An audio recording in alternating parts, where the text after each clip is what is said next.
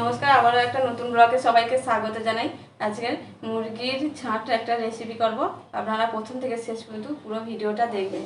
আর আপনারা যারা আমার চ্যানেল এখনও সাবস্ক্রাইব করেননি, সাবস্ক্রাইব করে পাশে থাকা বেল আইকনটা অন করে দেবেন। চলুন রান্না শুরু করে দিই। উপকরণ নিয়ে নিয়েছি মুরগির ছাঁট, ফোড়নে দেওয়ার জন্য এলাচ, দারচিনি, পেঁয়াজ কুচি, আদা বাটা, রসুন বাটা, টমেটো কুচি, লঙ্কা গুঁড়ো, লবণ, হলুদ, ধনেপাতা। এগুলো আমি ছোটো ছোটো করে কেটে নিয়েছি। আপনারা বড় খেতে পারেন, আমি এখানে ছোটো কেটে নিই। ছোটো করে খেলে ভালো লাগে। তেল, দেখুন মুরগির ছাঁটগুলো আমি ভেজে নেব। প্রথমে লবণ দিয়ে দেবো, হলুদ গুঁড়ো, ভালো করে ভেজে নিতে হবে। দেখুন বন্ধুরা, আমার এগুলো ভাজা হয়ে গেছে। আপনারা চাইলে ভাজতেও পারেন, না হলে একবারে কষে নিয়ে মশলা কষে নিয়ে তার উপরেও দিতে পারেন। কিন্তু এখন ভেজে নিলে এই তেলটা ছেড়ে যায়, তো তখন খেতে ভালো লাগে, টেস্টটা আরও সুন্দর হয়। তুলে নেব। কতটা তেল আছে, এই তেলেই রান্না হয়ে যাবে। এই তরকারিটা করতে তেল কম লাগে। বন্ধুরা, কতটা তেল বাড়িয়েছে, এই তেলেই সব রান্না হয়ে যাবে। পুঁই শাক আর আলুগুলো ভেজে নেব। সামান্য একটু হলুদ গুঁড়ো দিয়ে দেবো। আলু পুঁই শাক ভাজা হয়ে গেছে, দেখুন ভালো করে ভেজে নিতে হয় পুঁই শাকগুলোকে। ভাজা হয়ে গেছে, তুলে নিচ্ছি।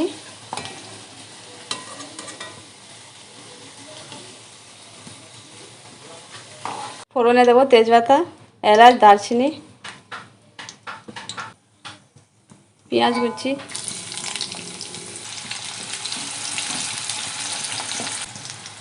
রসুন বাটা,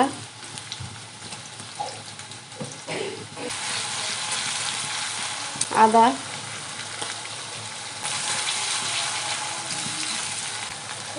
টমেটো,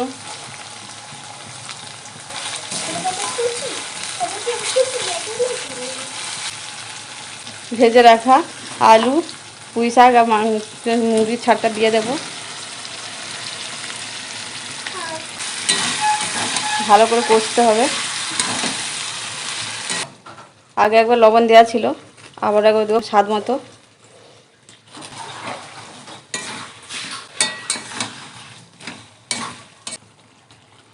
দিয়ে দেবো হলুদ গুঁড়ো, লঙ্কার গুঁড়ো, ধনে গুঁড়ো, জিরে গুঁড়ো। ভালো করে মশলাটা কষাবো। এবারে সামান্য জল দিচ্ছি।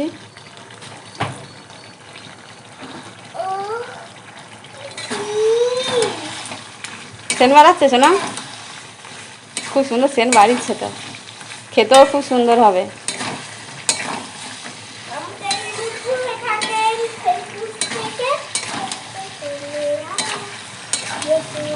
দেখুন কালারটা কেমন আসছে, তেলগুলো ছাড়ছে।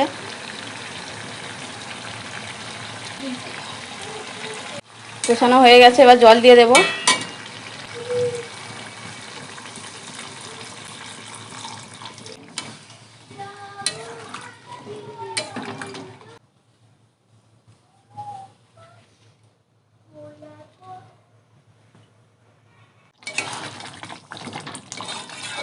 ধনে পাতাটা দিয়ে দেবো, ধনে পাতা কুচি।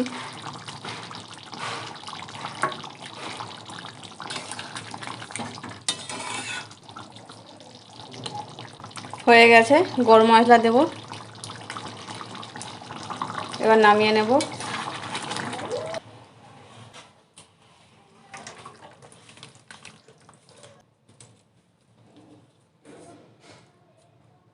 ভাতে দিয়েছিলাম, যেহেতু আপনারা বাটি চচ্চড়ি অনেক করে খেয়েছেন, সেটা কড়াই করছিলেন, আমি এখানে বাটিতে ভাতে দিয়েছিলাম। দেখুন ভাতে দিয়েছিলাম কিছু মশলা মাখিয়ে দিয়েছিলাম। লবণ, হলুদ, লঙ্কা গুঁড়ো, সরিষার তেল, কাসুন্দি, ধনে পাতা কুচি, একটু রসুন দিয়ে মেখে ভাতে রেখে দিয়েছিলাম। দেখুন এর স্বাদটা এত সুন্দর খেতে হয়, আপনারা না খেলে একবার বুঝতেই পারবে না। আপনারাও বাড়িতে একবার ট্রাই করে দেখবেন, কত সুন্দর লাগছে দেখুন। আর এটাকে আলু ভাতের মতো মাখিয়ে নিতে হয়। দেখুন এইভাবে একবার সেদ্ধ হয়ে গেছে। দেখুন এবার মাখিয়ে নেব, নিয়ে সোনা তো খাবে, রেডি হয়ে আছে, একবারে সেদ্ধ হয়ে গেছে। ভাতে ফ্যান গেলে উপরে ভিতরে বসিয়ে দিতে হবে, ভাতের ভেতরে। দেখুন এইভাবে মাখিয়ে নিতে হবে, মেখে খেলে খুব সুন্দর লাগে। দেবো সোনা খাওয়ার জন্য একটু চিংড়ি দাও না। চিংড়ি তো মাখিয়ে নিয়েছি একদম। সোনার বাবাকে দেবো।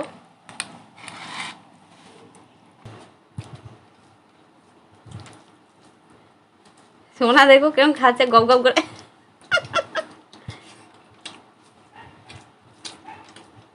খুব ভালো লাগছে।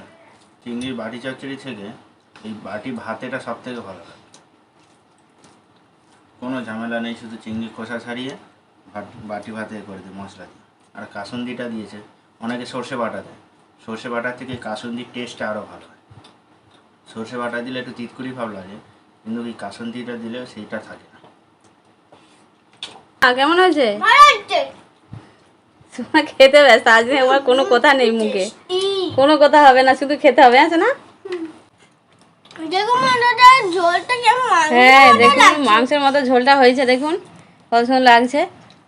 আর আপনারা যারা আমার চ্যানেলে নতুন হয়ে আছেন এখনও সাবস্ক্রাইব করেননি, অবশ্যই সাবস্ক্রাইব করে পাশে থাকা বেল আইকন করে দেবেন, লাইক করবেন, শেয়ার করবেন।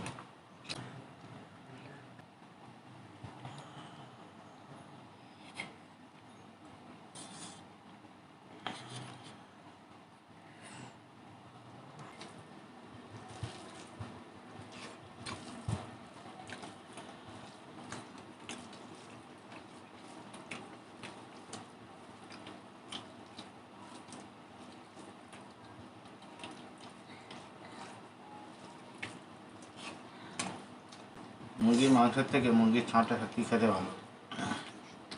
বেশিরভাগ ক্ষেত্রে মানুষ মুরগির ছাঁটটাই পছন্দ করে। তরকারিটা খুব টেস্ট হয়েছে, সত্যি তরকারি ভালো হয়েছে।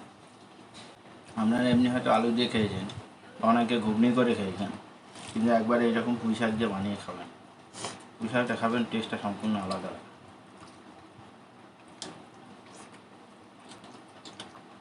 ভিডিওটা ভালো লাগলে অবশ্যই লাইক শেয়ার করে দেবেন, আর কেমন হয়েছে কমেন্টে জানাবেন। সত্যি সত্যি টেস্ট হয়।